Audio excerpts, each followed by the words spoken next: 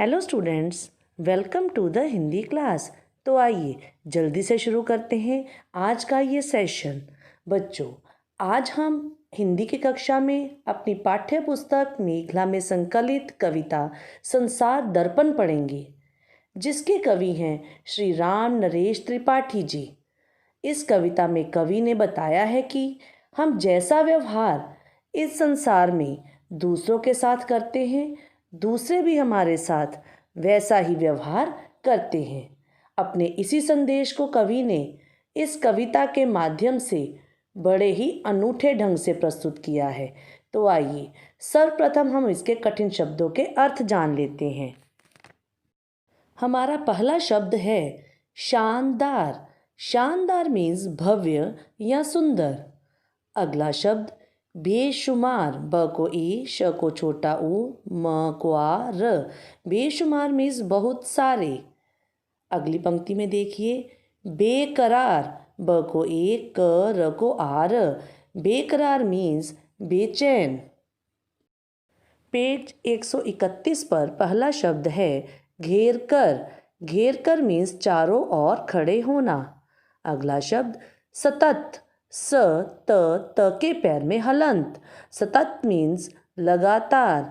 आंखें तरेर तरेर कर। यह एक मुहावरा है जिसका अर्थ है क्रोध करना। फूस के घर में चिराग। यह भी एक मुहावरा है जिसका अर्थ है मुसीबत आना। अगली पंक्ति का अगला शब्द देखिए झुंझला। झुंझला मीन्स खींचना या गुस्से होना। बा मीन्स खुला। हमारा अगला शब्द है त्योरियां। त य को ओ, र को छोटी ई, य को आ, ऊपर चंद्र बिंदु। त्योरियां मीन्स टेढ़ी नजरें। भूंकने। भ को बड़ा ऊ, ऊपर चंद्र बिंदु, क न को ए। भूंकने मीन्स भौंकने। गुंबद। गुंबद मीन्स महल या घर का ऊपरी भाग। जवाब। जवाब यानी उत्तर। आमद। आमद का अर्थ है आमदनी, लेकिन यहाँ हम इसका अर्थ लेंगे क्रिया और प्रतिक्रिया। दुश्मनों। द को छोटा ऊ, श, म, न को ओ। दुश्मनों मीन्स शत्रुओं। जान। जान यानी जीवन। चलते हैं अगले शब्द पर नेक। नेक यानी सज्जन या अच्छा। बद। बद यानी बुरा, बदकार, बुरी। और हमारा अंतिम शब्द है सूरत। सूरत यानी चेहरा।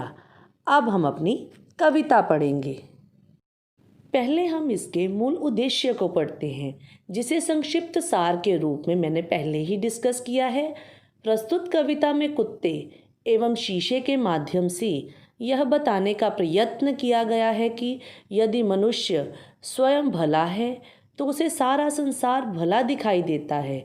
यहाँ भला का आशय है सदैव दूसरों की अच्छाइयों को देखना, अपने अवगुणों पर ध्यान देना और हर परिस्थिति में खुश रहना, प्रत्येक व्यक्ति के प्रति प्रेम और नम्रतापूर्ण व्यवहार करना आदि।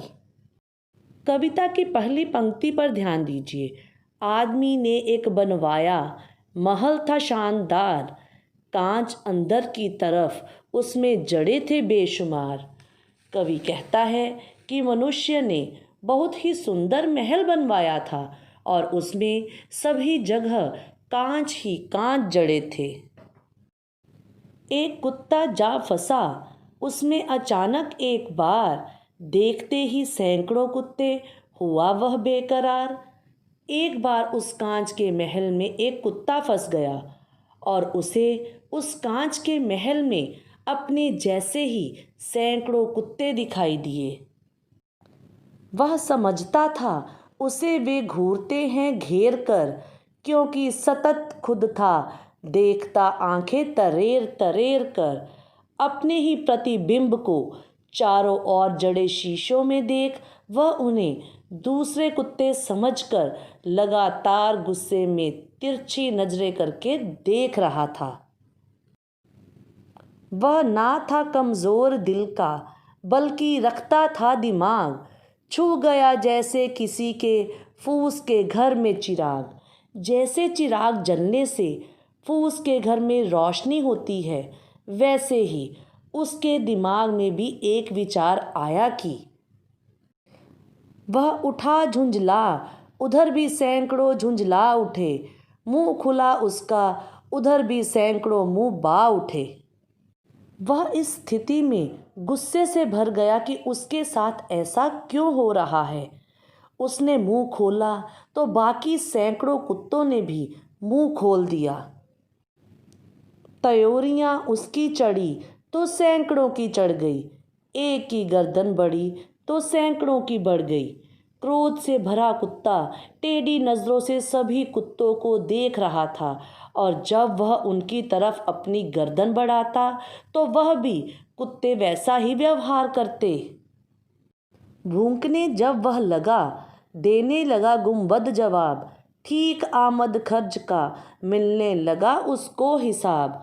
यह सब देखकर कुत्ता जोर जोर से भौंकने लगा। तब उसे अपनी ही आवाज़ गूंजकर प्रतिध्वनि के रूप में सुनाई देने लगी। अब वह अपनी क्रिया एवं प्रतिक्रिया का हिसाब करने लगा, अर्थात वह जो कर रहा था वह वापस उसे ही देखने को मिल रहा था। वह समझता ही रहा सब दुश्मनों की चाल है, पर नहीं वह जानता था सब उसी का हाल है। महल में फंसा कुत्ता चारों ओर दिखाई दे रहे कुत्तों को अपना शत्रु समझने लगा, पर वह यह नहीं समझ पा रहा था कि शीशे में उसे अपना ही प्रतिबिंब दिखाई दे रहा है। भूंकता ही वह रहा जब तक कि उसमें जान थी। महल की दुनिया उसी की नकल पर हैरान थी। कुत्ता दूसरे दिखाई दे रहे कुत्तों पर तब तक भौंकता रहा जब तक कि उसके प्राण नहीं निकल गए, और पूरा महल उसके इस व्यवहार को देखकर हैरान था, अर्थात वह शीशे में अपनी ही क्रियाएं देखकर गुस्से से आग बबूला हो रहा था। ठीक शीशे की तरह तुम देख लो संसार है, नेक है वह नेक को, बद के लिए बदकार है। कवि कहता है कि यह दुनिया शीशे की भांति ही है, ये अच्छे लोगों को अच्छी और बुरे लोगों को बुरी दिखाई देती है। तुम अगर सूरत बिगाड़ोगे तो शीशे में वही देखनी तुमको पड़ेगी। बात है बिल्कुल सही। कवि ने फिर से अपनी बात को स्पष्ट किया है कि तुम इस शीशे रूपी दुनिया को जिस सोच के साथ देखोगे, यह तुम्हें वैसी ही दिखाई देगी। तो बच्चों, ये था हमारा आज का सेशन। मैं उम्मीद करती हूँ कि आप यहाँ दिए गए कठिन शब्दों को दोहराएंगे और साथ ही कविता को कंठस्थ भी करेंगे। अब हम अपनी अगली कक्षा में मिलेंगे। धन्यवाद।